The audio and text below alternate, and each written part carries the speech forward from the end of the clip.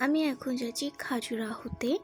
তো এখন বাজে সকাল ৭টা। সকাল ৭টা থেকে অলমোস্ট আমার ঘুম ভেঙে ভাঙা হয়ে গেছিলো। তারপর সবার খিদে পেয়ে গেছে, তো এই কেক এনেছিলাম আমি। তো খাচ্ছিলাম।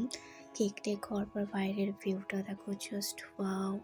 তারপর একটা সিঙ্গারা আনাইছিল আর আমার প্রচুর খেতে ইচ্ছা করছিল। তো তার সাথে দেখো এত বড় লঙ্কা দিয়ে দিয়েছে, কি বলবো! আর এদিকে সিনথিয়া আমার ভিডিও করছিল।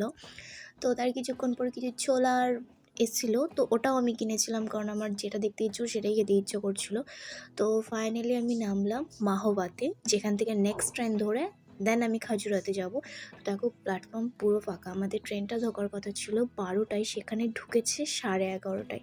তো স্টেশনে বসে তো অবশ্যই কিছু খেতে তো হবেই আমাকে।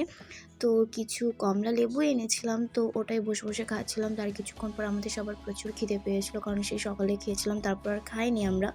তো আমরা স্টেশন থেকে বেরিয়ে একটা ছোটোখাটো একটা